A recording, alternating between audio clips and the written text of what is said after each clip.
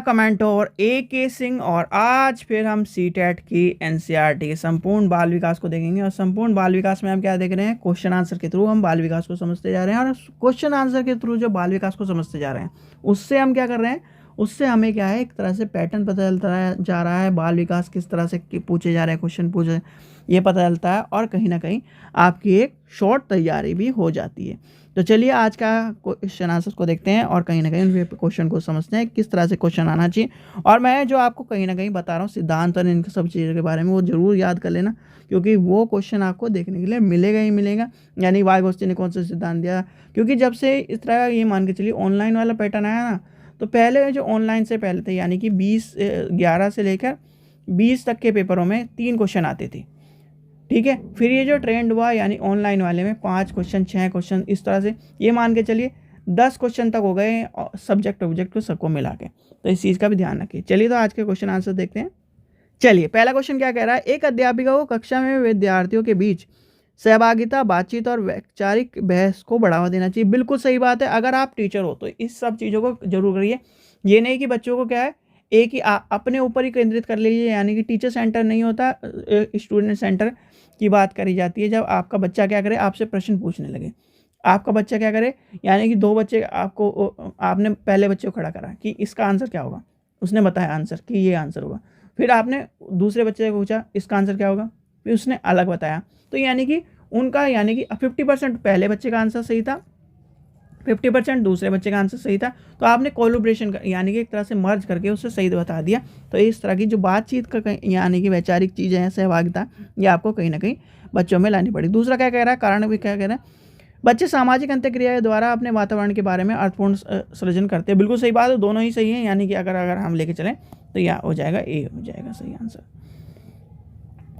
चलिए आगे चलते हैं। क्वेश्चन नंबर 22 देखते हैं। अधिगम एक सक्रिय प्रक्रिया है जो एक सांस्कृतिक संदर्भ में होती है। निम्न में से कौन सा दृष्टिकोण इस विचार को विश्वास रखता है। तो आपको मैंने एक चीज़ बताई थी, जब आपको किसकी बात करें, अगर हम कल्चर की बात करें यानी सांस्कृतिक की बात करें, तो संस्कृति में क्या हो जाता है, संस्कृति किससे जुड़ी होती है, समाज से जुड़ी होती है। तो आपको क्या कर देना है, समाज। कहीं भी आपको दिमाग लगाना पड़ा, नहीं लगाना पड़ा भाई। मनोवैज्ञानिक होती नहीं है संस्कृति, भाई व्यवहारिक होती नहीं है संस्कृति, नैतिक होती नहीं है। संस्कृति कौन बनाता है, संस्कृति कौन बनाता है, समाज बनाता है, और समाज में ही चलती है। तो क्या हो जाएगा इसका आंसर। क्योंकि आपको अगर देखो, बहुत सारे बच्चे क्या करते हैं, बच्चे कहते हैं कि हमारा सीटेट पास नहीं हो रहा। सीटेट आपका इसलिए पास नहीं होता, सबसे बड़ा कारण ये है कि आप सीटेट में डूबते नहीं हो, या फिर सीटेट को अपने, या जैसे आप हो, आप अपने घर में क्या है, आप अपने घर में, आपके घर में एक यानी मान लीजिए 5 मिनट के लिए लाइट चली जाए, तो आपको ये पता है कि मेरा जीना कहाँ है, मेरी लाइट कहाँ है। या फिर आप क्या है, बाहर से आए, आपके घर में पूरा अंधेरा है, तो आपको पता स्विच कहाँ पर है। ये पता होता है कि नहीं पता होता। अगर वैसे ही आप अपने सीटेट को लेके चलो, ये भाई आप ये सोच के देखो, संस्कृति कहाँ पर यूज़ होती है, नैतिकता में यूज़ होती है, नहीं, संस्कृति यूज़ नहीं होती, समाज में यूज़ होती है। यानी सामाजिक संरचना की बात आ जाएगी। तो सारी चीज़ें आपके सामने आंसर पड़ा है बिल्कुल। यानी कि बच्चे जो कहते हैं ना, कहते हैं कि हमारा सीटेट पास नहीं हो रहा। सीटेट पेपर 1 तो बिल्कुल आसान है, पेपर 1 तो पास करना। यानी कि ये मान के चलिए, जब मेरा भी सीटेट था तब मैं शायद, हाँ, मैं एमएड में था। और एमएड में भी ये मान के चलिए कि मैक्सिमम पेपर जिस दिन था, मुँह उठाया और पेपर दे के आ गया। ये हुआ है। क्यों? क्योंकि भाई बीएड तक तो हर कोई रहता है कि बीएड तक उसने बहुत सारी चीज़ें को जान नहीं पाता। पर जब हम हायर एजुकेशन में गए, बीएड में हमने भी वही मस्ती मजाक और थोड़ा सा, पर ये है कि बीएड में जो हमें चीज़ सीखने वाली थी वो हमने सीख ली थी कि खड़े होकर 40-50 बच्चों के सामने किस तरह से पढ़ाना है और किस तरह से नहीं पढ़ाना है, वो आपको पता होना चाहिए। फिर एमएड में रोस्टम पे किस तरह का खड़े होकर पढ़ाना है, किस तरह से क्या नाम पीपीटी यूज़ करनी है, लेक्चर्स को यूज़ करनी है। तो ये सारी चीज़ें आपको क्या है, वही चीज़ है। यानी कि हर जो प्रोफेशनल कोर्स होता है उसमें इसे, जैसे एलएलबी है, एलएलबी हर कोई कर लेगा, पर एलएलबी में जो उसकी ड्राफ्टिंग है, ठीक है, वो लिखना, और कोर्ट में किस तरह खड़े होकर हियरिंग करनी है, वो चीज़ अगर आ गई तो आपने क्या है, चाहे आपके 50 नंबर हो, उससे कोई मतलब नहीं, उसे आपके 50 नंबर है उससे कोई मतलब नहीं। आपको क्या आना चाहिए, आपको हियरिंग करनी आनी चाहिए, आपको क्या करना चाहिए, सारी चीज़ें पता होनी चाहिए, किस तरह से आपको डील करना है। तो ये सब चीज़ें होती हैं प्रोफेशनल कोर्सेज में। क्वेश्चन नंबर 23 देखते हैं, इनमें से कौन सा एक एक नया संप्रत्यय से अधिगम को बढ़ावा देता है। जैसे आपका क्या है, चलो एक चीज़ और बताता हूँ। अब आप ये सोचते हो कि एमसीए में एक इसलिए कोर्स ले रहा हूँ, एमसीए वाला बच्चा है और एक बीटेक है, आईटी मान लिया हमने, ठीक है, और ये भी आईटी, ठीक है, ये भी बीसीए आईटी, दोनों आईटी हैं, ठीक है। अब ये जो है ये क्या है 50%, ये है इन्हें, ये मान के चलिए 80% वाला बच्चा है, ठीक है। इसे थ्योरी का ज्ञान पूरा है, इसे क्या है प्रैक्टिकल का ज्ञान पूरा है। इसने क्या करा, इसने किसी जैसे मान के चलिए किसी कंपनी ने कहा कि जी हमारा ये चीज़ बना के दिखा दो, हमें इस प्रोग्रामिंग को करके दिखा दो, तो क्या करा इसने, क्या करा चुटकियों में करके दिखा दी। इसने क्या करा, ढूंढा 10 किताब ढूंढी, फिर यूट्यूब पे देखा, फिर चैट जीपीटी से वो बनवाया अपना क्या प्रोग्रामिंग। अब वो भी उसमें भी आखिरी में एरर आ रहा है। क्यों? क्योंकि उसने क्या करा, कहीं ना कहीं नंबरों पे फोकस किया है, ना कि प्रैक्टिकल पे। तो ये सब चीज़ें प्रैक्टिकल, बहुत सारी चीज़ें जो प्रोफेशनल डिग्री होती है प्रैक्टिकल, इसलिए मोस्ट इम्पॉर्टेंट होता है। चलो आपको एक और पिक्चर भी, आपने पिक्चर देखी होगी अभिषेक बच्चन की, जिसमें वो क्या होता है, वो कंप्यूटर की नॉलेज रखता है और कंप्यूटर का क्या करता है, वो पिक्चर का नाम मुझे याद नहीं आ रहा, जिसमें वो कहता है कि वो पिज़्ज़ा वाला बन के जाता है और उस धनराज पिल्ले बंदी कुछ नाम रहता है, उसके कंप्यूटर के जो एरर्स होते हैं वो सही कर देता है। और वहाँ पर सब बैठे रहते हैं, ये मान के चलिए सब बैठे रहते हैं हायर एजुकेशन। क्यों? क्योंकि उसके पास एक्सपीरियंस है। उसने क्या करा है, रात दिन बैठ के उस पर क्या करा है, उसे प्रोग्रामिंग आती है। तो क्या है, एक्सपीरियंस चीज़ें होती हैं। और जो आप प्रैक्टिस करते हो प्रोफेशनल कोर्स में, सबसे बड़ी बात यही है कि जो आपने चीज़ों को ऑब्जर्व किया है, जो क्या है, जो चीज़ आपके लिए बनी है उसमें आपको ढाला है अपने आप को।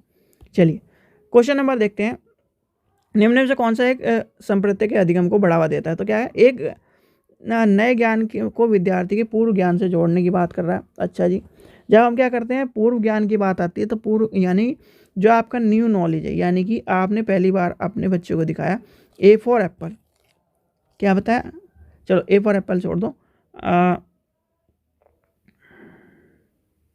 मान लीजिए, हाँ चलो ये कॉन्सेप्ट सही रहेगा।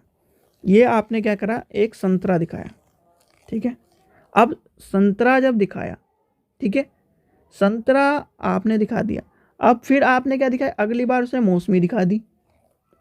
वो क्या कहने लगेगा कि पापा ये संतरा है, बेटा उससे कहोगे नहीं बेटा ये संतरे जैसी ही क्या है, मौसमी है, इसे कहते हैं मौसमी। तो क्या है, यानी कि नए ज्ञान को विद्यार्थी के लिए पुराने ज्ञान से जोड़ने की बात कर रहा है, ठीक है, पुराने ज्ञान से जोड़ने की बात कर रहा है। जैसे आप क्या है, आप और छोड़ो इसे भी, चलो ये मान ले अनवैलिड एग्जाम्पल, आपने 6ठी 7वीं 8वीं में जो पढ़ा है वो 9th 10th में पढ़ा है।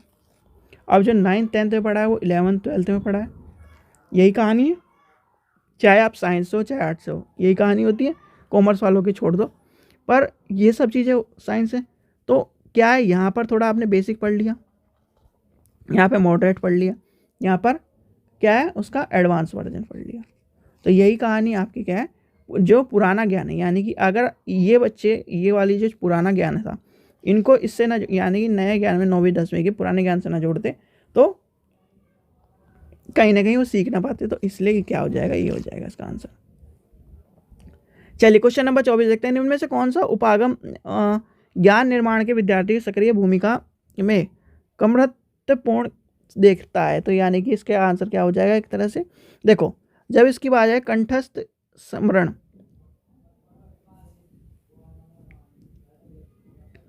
तो डाउन प्ले की बात आ रही है। तो डाउन प्ले जो अप्रोच होती है तो उसमें हो जाता है कंठस्थ स्मरणता की बात आ जाती है, यानी कि इसका हो जाएगा ऑप्शन नंबर 1, ठीक है। कंठस्थ स्मरण जो स्मरण है वह उपागम है जो ज्ञान के निर्माण में विद्यार्थियों को सक्रिय भूमिका करने के लिए देखी जाती है। क्योंकि इसमें क्या होता है, ये रटने पर बल देता है। क्या किस पर बल देता है, रटने पर बल देता है। और रटने वाली जो बात आपको कही थी, यानी रटना याद कराना की बात करता है। और इसमें कहीं ना कहीं इसमें कंठस्थ वह उपागम है जो विद्यार्थियों को या छात्रों को रचनात्मक को बोध कराता है तथा महत्वपूर्ण सोच के कौशल को विकास करने के लिए सीखने की प्रक्रिया में विफल होता है, ठीक है। इसलिए आपको पता होना चाहिए। चलिए रेणु हमेशा समस्या समाधान के विभिन्न पहलुओं पर विचार करने के अंत में कई सही समाधान ढूंढ लेती है। ठीक है जी भाई, सीधे सीधे बात है कि हाथ पैर मार के वो आखिरी में आंसर वो क्या करते हैं, जैसे आपका था कि बिल्ली ने बहुत हाथ पैर मारे पर आखिरी में जाके उसका किस पे पड़ गया, लीवर पे पैर पड़ गया और उसे क्या ना उसका वो बटन खुल गया और उसे मछली मिल गई खाने को। कौन सी थ्योरी कहती है बताओ? वही समस्या को हल करने के लिए डैश के प्रयोग से की सोच का प्रयोग करता है। तो इसमें क्या होगा आपका, इसमें आपको जब किसकी बात कर रहा है तो वो अपसारी की बात कर रहा है, यानी कि अपसारी की, यानी कि ये हो जाएगा डाइवर्जेंट। ठीक है, डाइवर्जेंट। चलिए आगे चलते हैं। क्वेश्चन नंबर 26 देखते हैं। विद्यार्थियों द्वारा की गई त्रुटियों से निपटने का सही तरीका क्या है? तो विद्यार्थियों की त्रुटियों से क्या करें? त्रुटि क्या होती है? त्रुटि आपको देखो, आप अगर घर में भी या फिर आपने किसी ने बाइक चलाना सीखा, साइकिल, सबसे पहली बात है साइकिल चलाना सीखा होगा तो हर हालत में आप गिरे होगे। अब उस गिरने से क्या करा आपने, पता चल गया कि अगर भाई हैंडल इधर उधर घुमाऊंगा मैं तो क्या होगा, बैलेंस नहीं होगा और मैं गिर जाऊंगा। तो आपको क्या करना है, एक संतुलन हैंडल को क्या करना है, पकड़ के रखना है। तो आपने वो सीख लिया, यानी कि पहली गलती से सीखा। फिर दूसरा क्या है, आपको क्या करना है, ब्रेक को क्या है, आगे वाला ब्रेक नहीं मारना। आगे वाला ब्रेक मारने से क्या होगा, साइकिल घूम जाएगी, इसलिए पीछे वाला ब्रेक मारना है और फिर आगे वाला ब्रेक मार के चलना है। तो क्या करना है, त्रुटियों से सीखते जा रहे हो। त्रुटियों से जब सीखते हैं बच्चा तो वो क्या होता है भाई, क्या ये होता है क्या, विद्यार्थियों को त्रुटियों करने के लिए दंड देना चाहिए। बिल्कुल, दंड तो क्या है, नेगेटिव आंसर। विद्यार्थियों को सीधे सही जवाब देना चाहिए, बिल्कुल गलत बात है भाई। फिर सीधे जवाब दे देगा तो ऐसा क्या है, वो जो गाइड्स आती हैं वो क्या ना वहीं से पढ़ लेगा। आपकी क्या जरूरत है, आप क्यों ले रहे हो इतनी सैलरी? ठीक है, विद्यार्थियों को अपने सहपाठियों की सही जवाब नकल करनी चाहिए नहीं। अधिगम कमियों की विश्लेषण करने के लिए वजह से त्रुटि होती है, और ये बात सही है बिल्कुल, क्योंकि आप क्या करते हो जब त्रुटि करते हो, या भाई एक स्टेज आती है कि आप क्या करते हो, चीज़ों को सीखते हो। चलिए क्वेश्चन नंबर 27 देखते हैं। ऐसी स्थिति जब परिणाम अनिश्चित हैं लेकिन ध्यान असफलता पर है, विद्यार्थी निम्न में से किस संवेग का अनुभव करेगा? तो किस संवेग का अनुभव करेगा भैया? वो अनुभव करेगा एक तरह से दुश्चिंता को, यानी कि आपका हो जाएगा इसमें एंजाइटी। ठीक है, चलिए आगे चलते हैं। क्वेश्चन नंबर 28 देखते हैं। विद्यार्थियों को किस तरह के लक्ष्य निर्धारित करने के लिए प्रेरित करना चाहिए? भाई ये लक्ष्य निर्धारित करने की जब प्रेरित बात आ जाएगी तो इसमें क्या आ जाएगा, उसे उन्मुखीकरण, यानी कि महारत उन्मुखीकरण आ जाएगा, यानी कि पहला ऑप्शन आपका सही हो जाएगा। प्रदर्शन नहीं करना, असफलता की बात नहीं करनी, बिल्कुल इसकी बात नहीं करनी। चलिए आगे चलते हैं। क्वेश्चन नंबर 29 देखते हैं। अपनी स्वयं की चिंता प्रक्रिया को जांचने और मूल्यांकन करने के लिए तदनुसार परिवर्तन करने के लिए योग्यता क्या कहलाती है? भैया अगर हम काटने लगे तो अब आप खुद बता दो क्या काटा जाएगा। इसमें काटा जाएगा रटना, ध्यान करना, ये कट जाएंगे। रिकॉल, यानी कि रिकॉल इसे कहते हैं रिकॉल। फिर आपका आ जाएगा परिसंज्ञान, यानी कि परिसंज्ञान हो जाएगा, अधिसंज्ञान और परिसंज्ञान हो जाएगा इसका आंसर। चलो लास्ट क्वेश्चन देखते हैं आज का। प्राथमिक कक्षा में किसकी संप्रदाय को पढ़ने के या किसी संप्रदाय को पढ़ने के लिए निम्न में से विषय वस्तु प्रस्तुत का कौन सा क्रम सर्वाधिक उपयुक्त है? तो भाई सर्वाधिक उपयुक्त आपको पता है, मूर्त की बात आ जाएगी, फिर चित्र की बात आ जाएगी, फिर संकेत की बात आ जाएगी। यानी कि इसमें ढूंढ लो कहीं मूर्त कहाँ है, मूर्त सामग्री, फिर चित्र, फिर संकेत। ठीक है, पहले हम मूर्त लेके चलते हैं, उसे क्या करते हैं, उसके इमेजिनरी को बढ़ाते हैं कि ये अच्छा ये हो सकता है मूर्त चीज़। फिर चित्रण दिखाते हैं, अच्छा ये देखो ये क्या चित्र दिख रहा है कि हाँ जी ये इसका चित्र, ये क्या नाम ट्रायंगल जैसा है। यानी कि आपने कह दिया कि ये जो मेरा फ़ोन है ये किस तरह का है। बच्चे कहने लगे जी ये सर रेक्टेंगल तो है नहीं, ट्रायंगल है, ट्रायंगल। हाँ, तो कहने लगे हाँ बिल्कुल सही। फिर संकेत देकर और संकेत देकर आपने कर दिया पूरी चीज़, तो यह हो जाएगा इसका आंसर। ठीक है बच्चों, तो ये थे आज के हमारे सीटेट के CDP के क्वेश्चन आंसर, और कहीं ना कहीं हमारे इम्पोर्टेंट क्वेश्चन जो हम प्रैक्टिस के तौर पर कर रहे हैं। ठीक है बच्चों, चलिए आशा करता हूँ आपको वीडियो पसंद आई। वीडियो पसंद आई तो लाइक करें, चैनल को सब्सक्राइब करें, वीडियो को ज़्यादा से शेयर करें। Thank you.